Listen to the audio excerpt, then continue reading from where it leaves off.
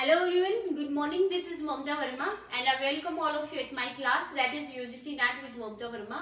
So अगर आप मेरे चैनल पे नए हैं तो मैं आपको बता देती हूँ मेरा चैनल है वो स्पेशली डेडिकेटेड है इंग्लिश लिटरेचर से रिलेटेड जितने भी एग्जाम है जैसे NET GATE entrance of the PhD या पीजीटी.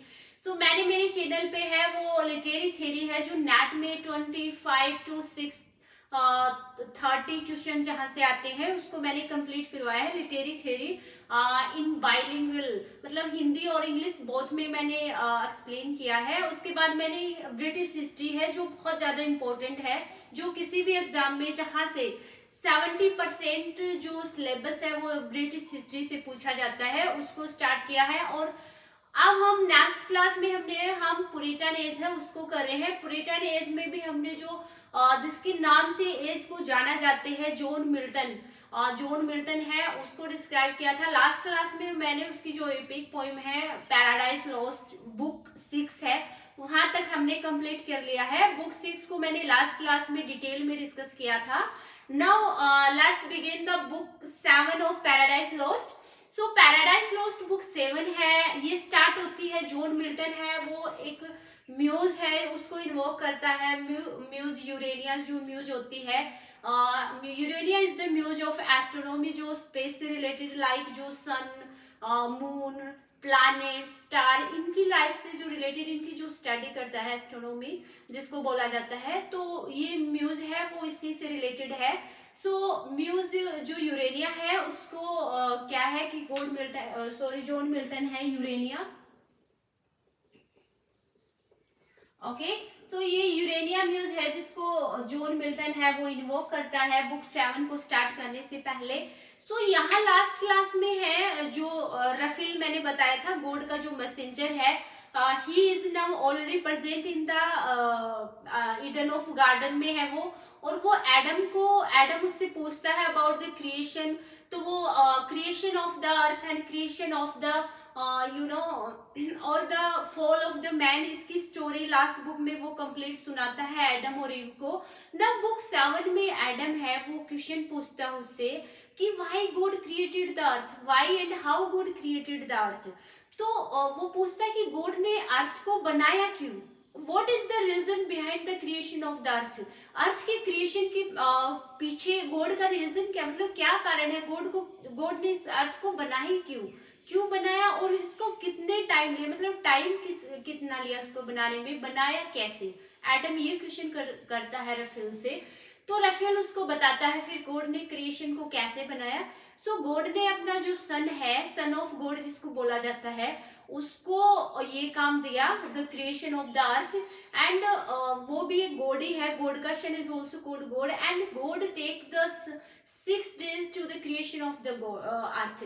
तो जो गॉड है उसने पृथ्वी को बनाने में 6 days का समय लिया ठीक है and total 6 days and Adam और ईव को बनाने में 1 day लिया. तो टोटल उसने 7 days लिए कि उसने अर्थ को बनाया और उसके साथ उसके अर्थ पे रहने वाले जो क्रिएशन है उसकी गॉड की जो क्रिएशन है एडम और ईव उसको बनाया. तो टोटल गॉड ने 7 days लिए अर्थ को और उस पे रहने वाले जितने भी हैं उसको बनाने में.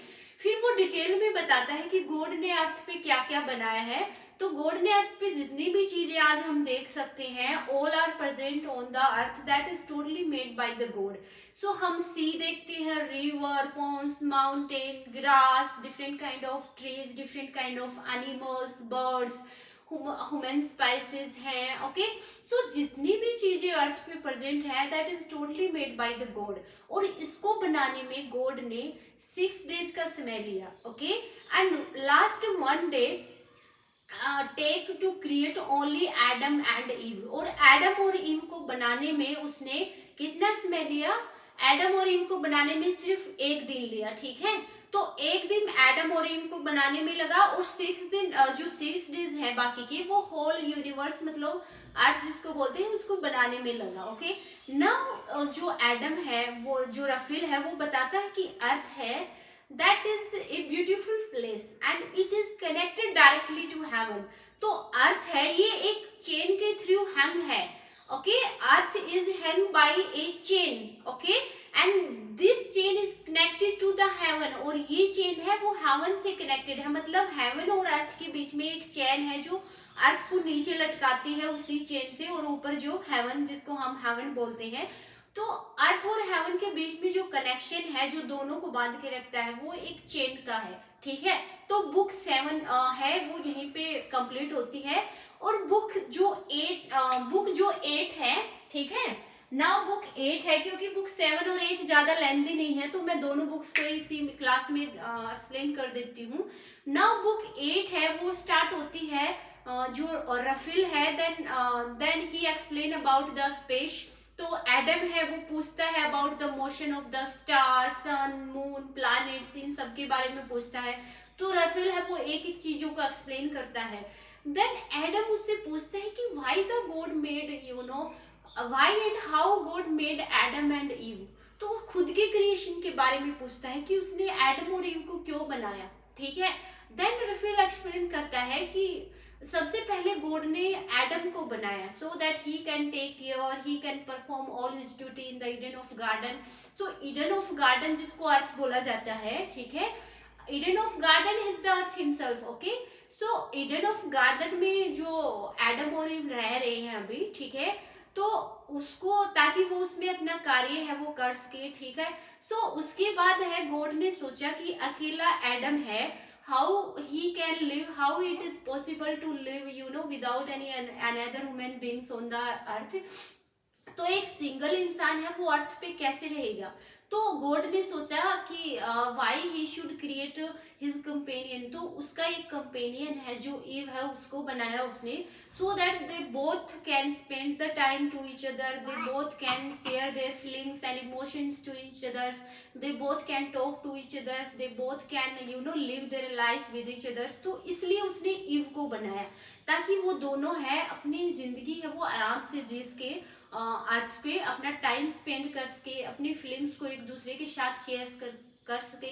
मान लीजिए अगर अर्थ पे एक सिंगल इंसान है तो how it is possible he can live without, you know, any another human beings. कैसे रहेगा वो, किसके साथ अपनी फीलिंग्स शेयर करेगा, किससे बातें करेगा। तो इसलिए गॉड ने सोचा कि एडम के लिए ये पॉसिबल नहीं है कि वो इस अर्थ पे अकेला अपनी लाइफ है उसको जी सके, इसलिए उसने उसका एक कंपेनियन बनाया, Eve. Eve is the female, you know, and Adam is male. तो दोनों है वो एक दूसरे की, मतलब दोनों एक दूसरे के साथ टाइम स्पेंड कर सकेंगे। इस तरह से उनकी जो लाइफ है वो इजी हो जाएगी अर्थ पे दोनों के लिए, ठीक है। तो रफील ये स्टोरी सुनाता है उनको कि गॉड ने इसलिए आपको और ईव को बनाया। अब ईव है वो काफी बोर हो जाती है स्टोरी से, and he lives from there, उन दोनों को वहां छोड़ देती है, क्योंकि वो सोचती है कि she will listen this story later again from Adam. वो एडम से सुन लेगी whenever she is free from his work. तो जब भी वो अपने वर्क से फ्री होगी तो ये स्टोरी तो वो एडम से सुन लेगी, the creation of the earth, क्योंकि वो she is not taking interest of this story, वो इस स्टोरी में इंटरेस्ट नहीं ले रही थी, इसलिए उसने उस स्टोरी को नहीं सुना और बीच में इन दोनों को छोड़ के वो अपने काम पे लग जाती है, ठीक है। तो यहाँ तक है बुक 7 है, सॉरी बुक 8 है वो यहाँ तक होती है कि ईव उन दोनों को छोड़ देती है और यहाँ उस स्थान से चली जाती है, ठीक है। अब रफील है बुक 8 में, रफील लास्ट में रफील है वो he also lives to the Adam and goes to the heaven, मतलब वो वहां से चला जाता है अर्थ से, ठीक है। और नाउ एडम है एंड ईव ऑलरेडी वहां से जा चुकी है, तो यहीं पर ही बुक 8 है वो एंड होती है, ठीक है। तो मेन जो डिटेल थी मैंने, गॉड ने बुक 7 और 8 में एक एक चीज जो अर्थ पे बनाई है उसको डिस्क्राइब किया है कि उसने अर्थ पे क्या क्या बनाई है, एंड वी नो ऑलरेडी हमारे अर्थ पे क्या क्या प्रेजेंट है, तो उसको डिस्क्राइब इतना डिटेल में करने की जरूरत नहीं है। इम्पोर्टेंट थिंग क्या है ये है कि उसने एडम ने क्वेश्चन किया कि why God, you know, made the earth को क्यों बनाया, what is the reason behind making the earth and behind Adam and Eve. तो ये क्वेश्चन इंपॉर्टेंट है, उसने क्वेश्चन किया रेफरेंस से कि क्यों बनाया, ठीक है। So that's all about book 8, okay. So book 9 को हम नेक्स्ट क्लास में डिस्कस करेंगे।